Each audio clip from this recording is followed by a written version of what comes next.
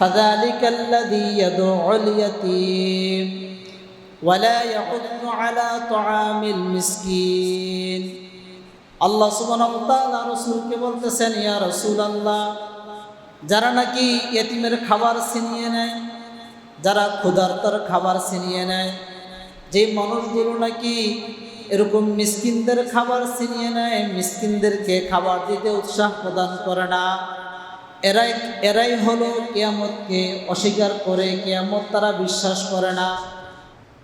শুকরিয়া মহান রব্বুল আলামিনের দরবারে যে আল্লাহ তাআলা আমাদেরকে জুমার সালাত মসজিদে এসে আদায় করার জন্য তৌফিক দিয়েছেন। এজন্য দিল থেকে কালিমাত শুকর আদায় করি, আলহামদুলিল্লাহ। গত জুমায় আমরা কারবালার সংক্ষিপ্ত ইতিহাস সম্পর্কে আলোচনা শুনেছিলাম। আজকে আমরা প্রসিদ্ধ একটি সূরা আপনাদের সামনে তেলাওয়াত করেছি। এই সূরাকে সামনে রেখে ইনশাআল্লাহ কিছু কথা আমরা জানব। আমরা জানি পবিত্র কালামে পাকের মধ্যে একটি 100-র উপরে কি আছে, সূরা আছে। তার মধ্য থেকে সূরা মাউন হলো 107 নম্বর সূরা। এই সূরার মধ্যে আল্লাহ সুবহানাহু ওয়া তাআলা 60টি আয়াত দিয়েছেন। প্রথম 3টি আয়াত এর মধ্যে কাফেরদের সম্পর্কে আলোচনা করা হয়েছে। পরের 4টি আয়াতের মধ্যে মুনাফিক সম্পর্কে আলোচনা করা হয়েছে। তাহলে 107 নম্বর সূরা, সূরা মাউন। আর এই সূরার মধ্যে কয়টি আয়াত? 60টি আয়াত।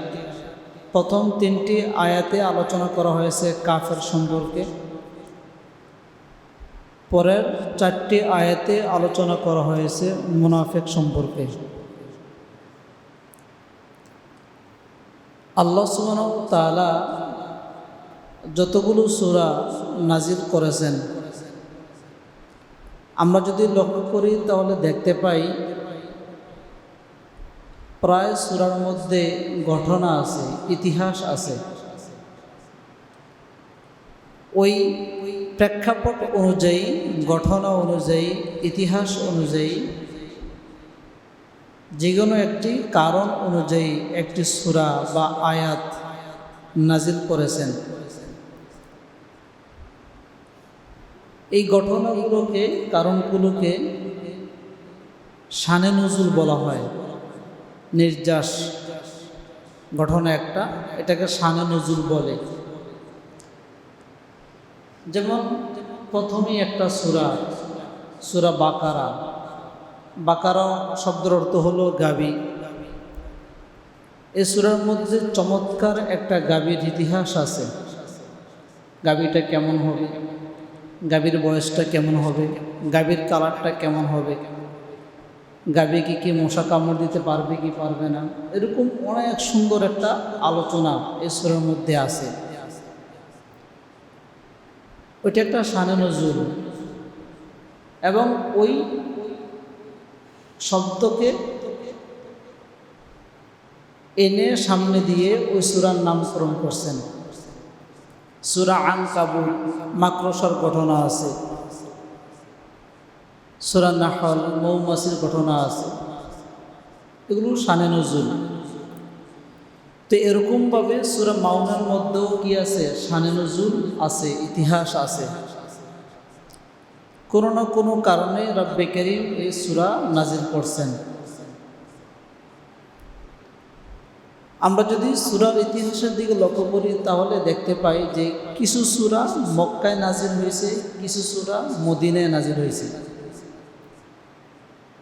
কিছু সূরা মক্কায় নাজিল হয়েছে, কিছু সূরা কোথায় হয়েছে, মদিনায়। এই দুই জায়গায় সূরা নাজিল হয়েছে। মুফাসসিরিনে কেরাম বলে সূরা মাউন এর কিছু অংশ মক্কায় নাজিল হয়েছে, কিছু অংশ মদিনায় নাজিল হয়েছে। সূরা মাউন সূরা মাউনের কিছু অংশ মক্কায় নাজিল হয়েছে, কিছু অংশ নাজিল হয়েছে কোথায়? মদিনায়। এবং সূরা মাউনের মধ্যে যে কয়েকটা শানে নজুল আছে, তার মধ্যে একটা শানে নজুল এমন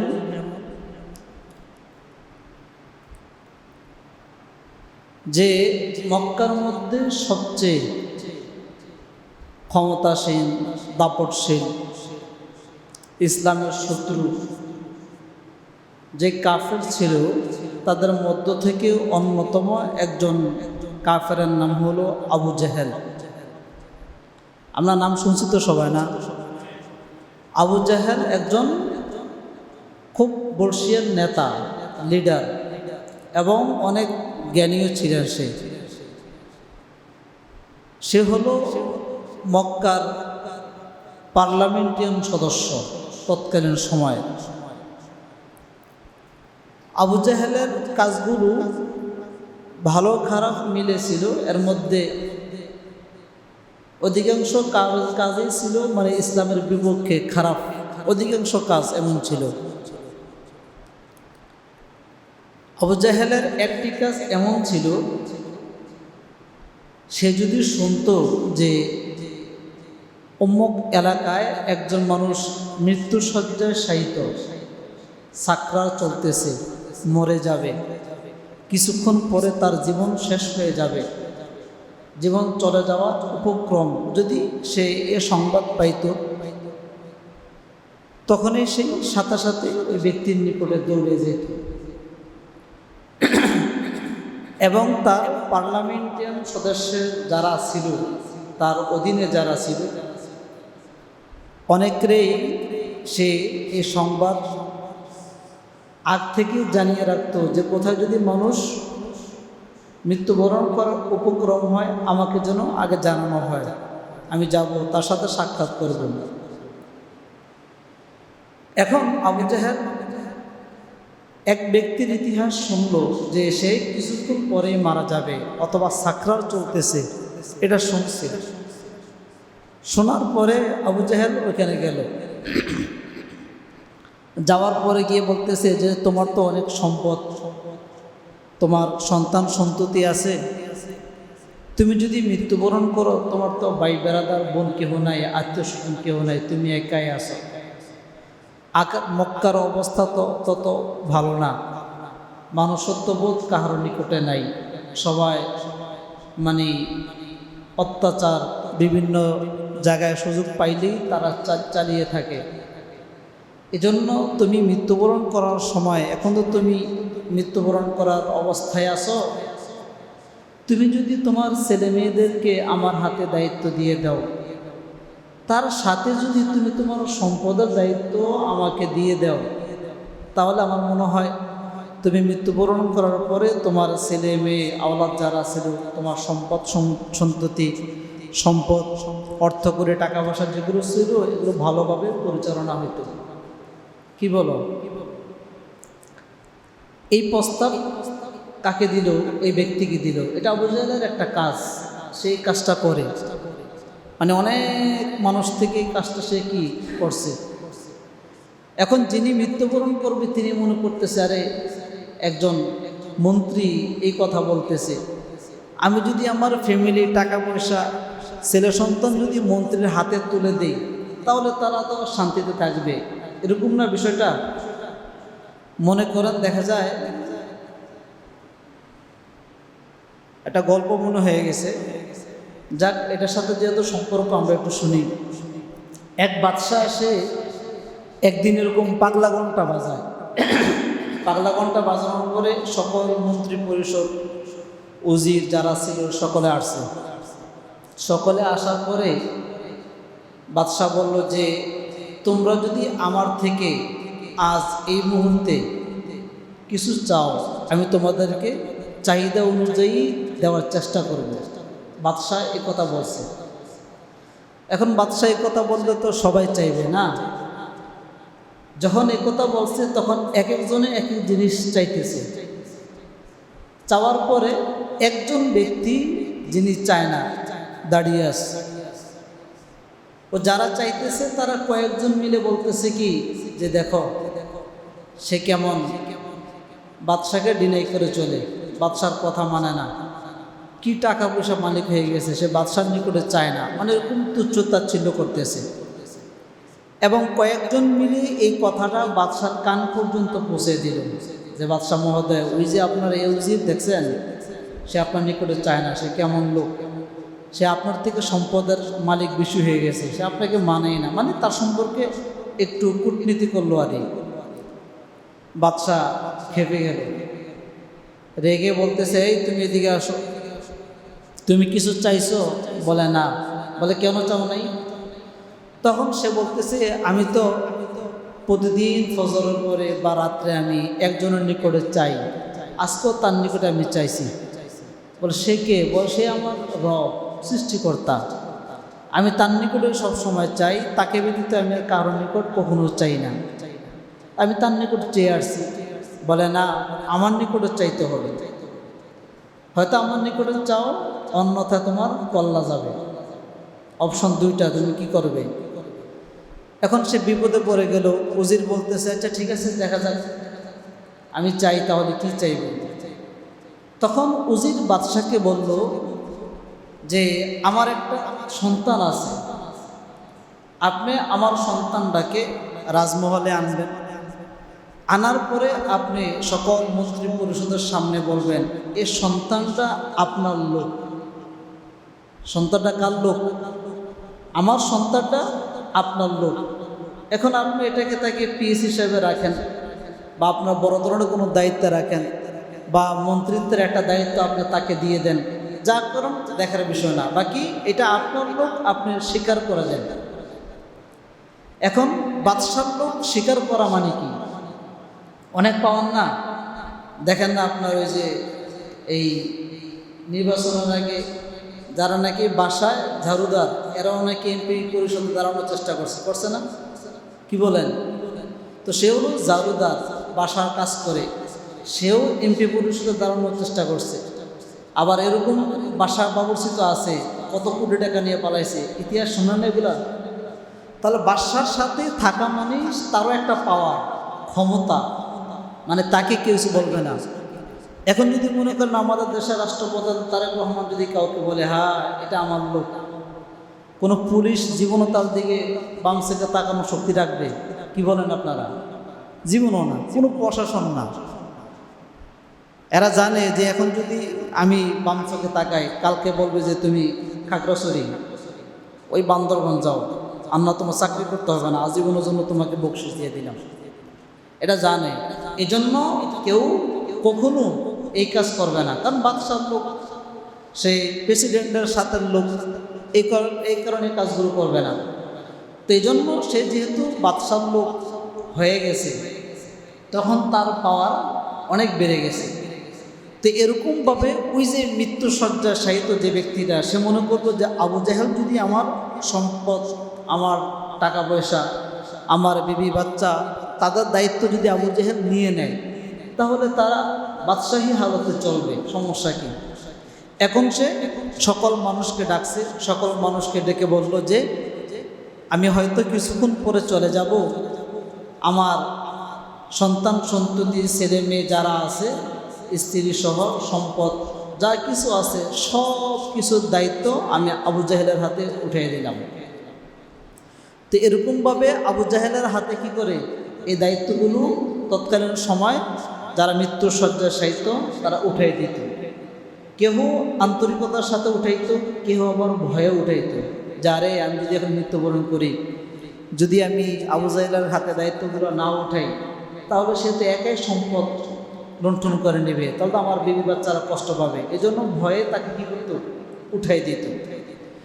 তো এরকমভাবে তৎকালীন সময় এই কাজগুলো আবু জাহেল করত, যে মানুষ থেকে এই মৃত্যুর শয্যা শায়িত অবস্থায় তাদের সম্পদ সব কিছু আনার পরে কিছুদিন যাওয়ার পরে ওই তাদেরকে কিঞ্চিত পরিমাণ কিছু সম্পদ দিয়ে তাকে সব সম্পদ কার? আবু জাহেলের। সব সম্পদ আবু জাহেলের। সে এই কাজ করত। এই ঘটনাকে কেন্দ্র করে এই সূরাটা নাজিল হয়েছে। একবার এক ইতিহাস আছে, হাদিসের কথা, এক ব্যক্তি আবু জাহেলের কাছে এসে, মানে ছোট বাচ্চা আবু জাহেলের কাছে এসে কি করলেন, এই টাকা চাইল। ওই যে মৃত্যুবরণ করছে, এটা আরেকটা হাদিস। টাকা চাইল, টাকা চাওয়ার পরে বলতেছে, হ্যাঁ টাকা তো আমার কাছে আছে, আমি কি টাকা খেয়ে ফেলতেছি? যাও, কোনো টাকা পয়সা নাই, তুমি কি জন্য চাইছো? আমার মান সম্মান নষ্ট হয়েছে। এই কথা বলে ধমক দিয়ে তাকে বের করে দিল। বলবো আর কোনো টাকা পয়সা নাই, আমার দরবারে আর কখনো আসবা না, এই কথা বলে বের করে দিয়েছে। সে মক্কার একটা রাস্তায় দাঁড়িয়ে দাঁড়িয়ে কাঁদতেছে। আল্লাহ রাসূল সাল্লাল্লাহু আলাইহি সাল্লাম উপস্থিত। এসে বলল যে তোমার কি হয়েছে বাবা? বলল যে আবু জাহেল মৃত্যুবরণ করার সময়, আমার বাবা মৃত্যুবরণ করার সময় সম্পত্তি, টাকা পয়সা যা আছে পরিবারের সব কিছু দায়িত্ব সে নিছে। এখন সব সম্পদ, টাকা পয়সা, খেজুরের বাগান সহ, ওদের খামার সহ সব কিছু আবু জাহেল নিয়ে গেছে, আমাদের কাছে দিতেছে না। আল্লাহ রাসূল সাল্লাল্লাহু আলাইহি সাল্লাম ছেলেটাকে নিয়ে আবু জাহেলের কাছে গেল, গিয়ে বলল, চাচা যান, আপনি বলে সম্পদ নিছেন? বলে হ্যাঁ নিছি তো। বলে দিয়ে দেন। বলে কেন দেব? বলে আমি সম্পদ নিছি, তার বাবা আমাকে দিয়ে দিয়েছে, এখন আমি চাইলে দেব, না চাইলে নেই, তুমি কি জন্য আসছো, চলে যাও। রসুলকে ধমক দিয়ে তাড়িয়ে দিলেন। আল্লাহ রাসূল সাল্লাল্লাহু আলাইহি সাল্লাম যাওয়ার সময় বলছে, আগামী এত তারিখে আমি আপনার নিকটে আসবো এবং সম্পদ নিয়ে ছাড়বো, আপনি আগ থেকে দেওয়ার জন্য প্রস্তুতি থাকেন, অন্যথায় কিভাবে নিতে হয় এটা আমি ব্যবস্থা করে আসবো। রসুল ধমকের সুরে একটা কথা আবু জাহেলকে শুনিয়ে দিলেন। জিবরাইল আমিন আলাইহিস সালাতু ওয়াস সালাম বলতেছে, ইয়া রাসূলুল্লাহ, আপনি যাবেন না আপনার চাচার থেকে সম্পদ আনার জন্য? বলে কখন যাব? বলে অমুক দিন চলেন, আমি সহ যাব। কে আসবে? জিবরাইল আলাইহিস সালাতু ওয়াস সালাম রসুলের সাথে আসবে। বলে অমুক দিন চলেন, আমি সহ যাব। তখন আল্লাহ রাসূল সাল্লাল্লাহু আলাইহি সাল্লাম ওই ছেলেগুলোকে নিল, নেওয়ার পরে এই আবু জাহেলের কাছে আসলো। আসার পরে রসুলের প্রেক্ষাপট দেখে আবু জাহেল এভাবে কাঁপতেছে। এভাবে কি করতেছে? কাঁপতেছে। আবু জাহেলের সাঙ্গভঙ্গ পিছনে যারা ছিল এরা এসে আবু জাহেলকে এরকম ধরলো যে আপনার কি জ্বর আসছে? আপনি কি ভয় পাইতেছেন? কাঁপতেছেন কেন? আপনার ভাতিজে দাঁড়িয়ে আছে এখানে, আর কি আছে? আর দুই একজন ছেলে পেলে আছে, আপনি ভয়ে কাঁপতেছেন কেন? রসুল বললেন যে চাচা সম্পদ দেওয়ার কথা বলছিলাম যে দেন। এক কথা বলার সাথে সাথেই সম্পদ পিছন থেকে দিয়ে দিয়েছে। বলে যাও, সম্পদ নিয়ে যাও। যখন চলে গেল তখন ওই যে সাঙ্গভঙ্গ তারা জিজ্ঞেস করলো, ইয়া রাসূলুল্লাহ, এই আবু জাহেলকে বলল যে মন্ত্রী মহোদয়, আপনি এত সহজে সম্পদ দিয়ে দিলেন, কারণটা কি? তখন আবু জাহেল বলল যে তোমরা তো কিছু দেখো না, আমি তো দেখতেছি। বলে কি?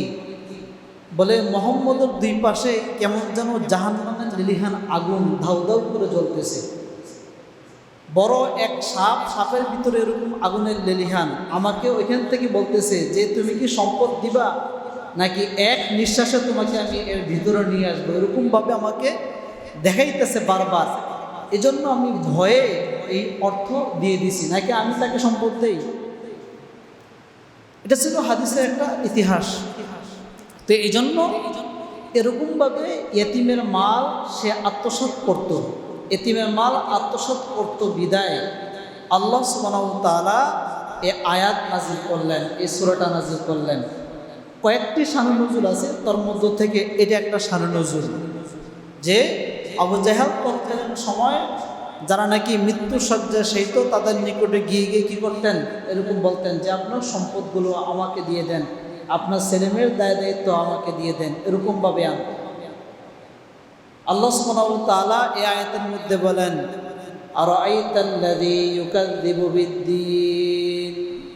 আল্লাহ সুবহানাহু ওয়া তাআলা বলতেছেন যে আপনি কি দেখেন না, আপনি কি দেখেন না যে যারা কর্মদিবস সম্পর্কে, যারা কিয়ামত সম্পর্কে অস্বীকার করে, আপনি কি দেখেন না তাদের ইতিহাস? আল্লাহ রাসূল সাল্লাল্লাহু আলাইহি সাল্লাম বলতেছেন, কো আমি তো দেখতে পাই না, কোথায়?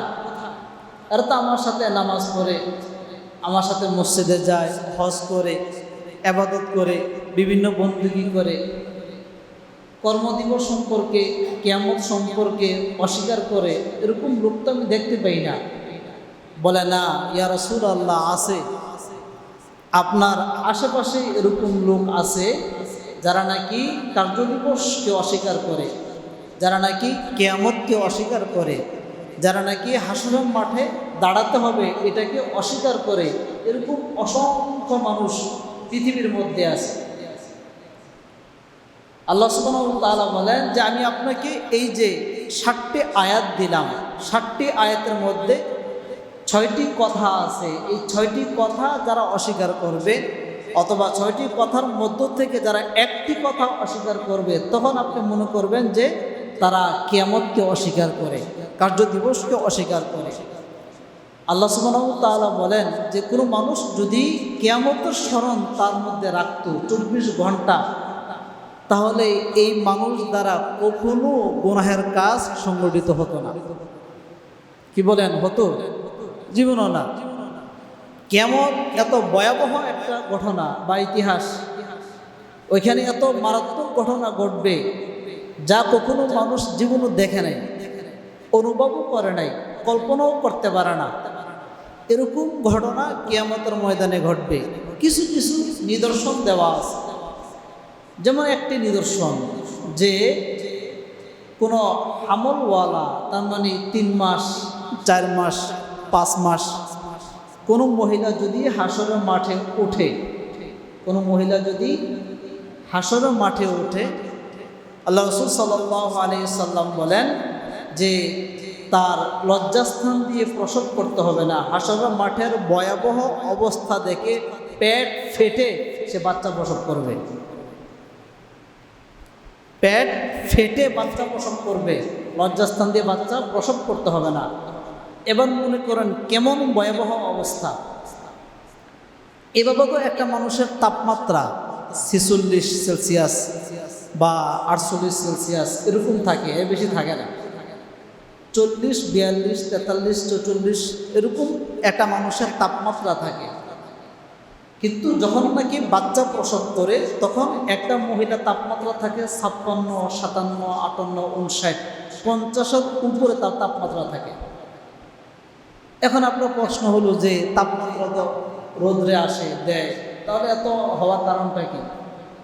এটা হলো রব্বে কারীমের একটা কুদরত, তিনার একটা খেলা এখানে, যে রব্বে কারীম যেই ব্যক্তি বাচ্চা প্রসব করতেছে তাকে এক্সট্রা অতিরিক্ত একটা তাপমাত্রা তার মধ্যে দিয়ে থাকে, যেই তাপমাত্রার কারণে সে প্রেসার দিবে, প্রেসারের কারণে বাচ্চা প্রসব হবে। আল্লাহ সুবহানাহু ওয়া তাআলা এইভাবে বাচ্চাকে কি করিয়ে থাকে? প্রসব করিয়ে থাকে। কিন্তু হাসরের মাঠের এরকম 56, 60, 70, 80 সেলসিয়াস তাপমাত্রা, বিষয়টা কি এমন না? লক্ষ লক্ষ কোটি কোটি সেলসিয়াস তাপমাত্রা থাকবে। বুঝেন নাই? মুডুম হাত এর উপরে সূর্য চলে আসবে, 7টা দিক ফোকাস করবে, মুহূর্তের মধ্যে মাথা ফেটে চৌচির হয়ে যাবে, মুহূর্তের মধ্যে জমিন তামা হয়ে যাবে। কেমন তাপমাত্রা! এরকম তাপমাত্রা যদি দেওয়া হয় তাহলে কি লজ্জাস্থান দিয়ে বাচ্চা বের হবে? না, পেট ফেটে বের হবে। রাসূল বলেন এটা হলো কিয়ামতের ভয়াবহ অবস্থা। এরকম অসংখ্য ঘটনা ইতিহাস আছে যে কিয়ামতের ভয়াবহ অবস্থা। এই জন্য আল্লাহ রাসূল সাল্লাল্লাহু আলাইহি সাল্লামকে বলতেছেন, আরাআইতাল্লাযী ইউকাযযিবু বিদ্দীন, যে আপনি কি দেখেন না যারা নাকি কিয়ামত সম্পর্কে অস্বীকার করে, কিয়ামতকে মানতে চায় না, বিশ্বাস করতে চায় না। রাসূল জিজ্ঞেস করলেন, এই মানুষগুলো কারা? আল্লাহ সুবহানাহু ওয়া তাআলা দ্বিতীয় আয়াতে বলতেছেন, ফাযালিকাল্লাযী ইয়াদউল ইয়াতীম, এই মানুষগুলো তারা যারা নাকি ইয়েতিমকে ধাক্কা দিয়ে তাড়িয়ে দেয়, যারা নাকি আল্লাযী ইয়াদউল ইয়াতীম, ইয়েতিমকে ধাক্কা দিয়ে তাড়িয়ে দেয়, সরিয়ে দেয়, ইয়েতিমকে কাছাকাছি রাখতে চায় না, ইয়েতিমের সম্পদগুলো নষ্ট করে ফেলে। ওই যে বলেছিলাম আবু জেহেল, আবু লাহাব, উতবা, শাহবা, মৃত্যুর শয্যায় শায়িত অবস্থায় মানুষের সম্পদগুলো আত্মসাৎ করত, ইয়েতিমের সম্পদগুলো আত্মসাৎ করত। এই জন্য আয়াত নাযিল করছেন, কিয়ামত পর্যন্ত যত মানুষ ইয়েতিমের সম্পদ আত্মসাৎ করবে, ইয়েতিমের সম্পদ গ্রাস করবে, ইয়েতিমের সম্পদ যারা ছিনিয়ে নিবে, আল্লাহ সুবহানাহু ওয়া তাআলা বলেন ১ নম্বরে এই মানুষগুলো কিয়ামত বিশ্বাস করে না। ইয়েতিমের সম্পদ, ফাযালিকাল্লাযী ইয়াদউল ইয়াতীম, যে ইয়েতিমের সম্পদ আমরা কি করি? আত্মসাৎ করি। এখানে মুফাসসিরিনে কেরাম কয়েকটি ব্যাখ্যা করছেন। ১ নম্বর ব্যাখ্যা হলো আল্লাযী ইয়াকহারুল ইয়াতীম, যারা নাকি ইয়েতিমকে ধাক্কা দিয়ে তাড়িয়ে দেয়। ২ নম্বরে বলা হয় যে ওয়ায়াজলিমুহু হাক্কাহু, যারা ইয়েতিমের উপর জুলুম করে। ৩ নম্বরে ব্যাখ্যা মুফাসসিরিনে কেরাম বলেন ওয়ালা ইউতঈমুহু, যারা ইয়েতিমকে খাবার দেয় না। ৪ নম্বরে ব্যাখ্যা করেন ওয়ালা ইউহসিনু ইলাইহি, যারা ইয়েতিমের সাথে সৎ আচরণ করে না। ৪টি ব্যাখ্যা মুফাসসিরিনে কেরাম এখানে বলছেন। তারপরে আয়াতে বলতেছেন ওয়ালা ইয়াহুদ্দু আলা তুআমিল মিসকিন, যারা নাকি মিসকিন যারা আছে, মিসকিনের খাবার কি করে যারা ছিনিয়ে নিয়ে যায় বা মিসকিনকে খাবার দিতে চায় না, মিসকিনকে খাবার দেওয়াতে উৎসাহ দিতে চায় না, করতে চায় না, ইয়েতিম মিসকিনদের খাবার যারা নিয়ে যায় তারা কেমন যেন কিয়ামতকে অস্বীকার করলো, কার্য দিবসকে অস্বীকার করলো। এখানে ইয়েতিমের একটা ছোট্ট ব্যাখ্যা আছে। আমরা জানি মূলত ইয়েতিম কাকে বলে? যাদের মা নাই, বাবা নাই, তাদেরকে ইয়েতিম বলে। এরকম না বিষয়টা? যাদের মা নাই সে হাফ এতিম, যার মা আছে বাবা নাই সে হাফ এতিম, যার মা বাবা নাই সে ফুল এতিম। আমরা এটা মনে করি, আসলে এতিমের মূল ব্যাখ্যা এটা না। এতিমের মূল ব্যাখ্যা হলো যারা নাকি রিজিকের তাগিদে অন্যের নিকটে খাবার চায়, তারাই হলো মূল এতিম। তারা কি মূল এতিম? ওয়ালা ইয়াহুদ্দু আলা তুআমিল মিসকিন, মানে ইয়েতিম তমুন থেকে আসছে, মানে যারা নাকি কিচ্ছু নাই। অনেক এতিম সন্তান আছে, মাও নাই বাপও নাই, সে কোটিপতি। কি বলেন? আমাদের দেশের এখন রাষ্ট্রপ্রধান, মা নাই বাবা নাই, কি অভাব আছে বলেন? কোনো অভাব আছে? সে তখন কোটি কোটি টাকার মালিক, ফ্যামিলি কার্ড বিতরণ করতেছে, আর অনেক কিছু বিতরণ করতেছে, কোটি কোটি টাকার মালিক না? তাহলে আপনি এই এতিমকে আপনি কি সহযোগিতা করবেন? কথা বলেন না কেন? মূল এতিম হলো যারা নাকি পেটের দায়ে, ক্ষুধার তাড়নায়, রিজিকের তাড়নায় অন্যের নিকটে কি চায়? খাবার চায়, তালাশ করে, অন্বেষণ করে, এরাই হলো মূল এতিম। হ্যাঁ, আর যদি একটা মানুষ মৃত্যুবরণ করছে, ছোট ছোট বাচ্চা আছে, ছোট ছোট কি আছে? বাচ্চা আছে, টাকা পয়সা নাই, তারা হলো হাকিকি এতিম। কিন্তু যাদের অর্থকরী আছে তারা তো হাকিকি এতিম না। এই জন্য এই আয়াতে বলছেন ফাযালিকাল্লাযী ইয়াদউল ইয়াতীম ওয়ালা ইয়াহুদ্দু আলা তুআমিল মিসকিন। আল্লাহ সুবহানাহু ওয়া তাআলা রাসূলকে বলতেছেন, ইয়া রাসূলুল্লাহ, যারা নাকি ইয়েতিমের খাবার ছিনিয়ে নেয়, যারা ক্ষুধার্তর খাবার ছিনিয়ে নেয়, যে মানুষগুলো নাকি এরকম মিসকিনদের খাবার ছিনিয়ে নেয়, মিসকিনদেরকে খাবার দিতে উৎসাহ প্রদান করে না, এরাই হলো কিয়ামতকে অস্বীকার করে, কিয়ামত তারা বিশ্বাস করে না। এখন ইয়েতিমের ব্যাখ্যা যদি করতে হয় তাহলে দেখা যাবে যে সমাজের একদম সুইপার থেকে শুরু করে রাষ্ট্রপ্রধান পর্যন্ত ইয়েতিমের অধীনে চলে আসে, দায়িত্বে চলে আসে। রাষ্ট্রপ্রধান পর্যন্ত কি করে? ইয়েতিমের দায়িত্ব চলে আসে। এজন্য যাই হোক, ইনশাল্লাহ আমরা আগামী জুমায় এই সূরা নিয়ে আলোচনা করব। তাহলে আমরা ১ নম্বর পয়েন্ট বুঝতে পারলাম যে এই সূরার মধ্যে ৬০টি আয়াত আছে। এই সূরাটা এই কিছু আয়াত মক্কায় নাজিল হয়েছে, কিছু আয়াত মদিনায় নাজিল হয়েছে। এই সূরার সুন্দর কয়েকটি শান নজুল আছে। আবু জাহেল, আবু লাহাব, উতবা, সাহাবা সহ আরও কয়েকটি ঘটনার প্রেক্ষিতে এই সূরাটা নাজিল হয়েছে। এবং প্রথম 3 আয়াতের মধ্যে কাফের সম্পর্কে সূরা নাজিল হয়েছে, পরের 4 আয়াতের মধ্যে মুনাফিক সম্পর্কে সূরা নাজিল হয়েছে। আগামী জুমায় ইনশাআল্লাহ আমরা মুনাফিক থেকে আলোচনা শুনবো।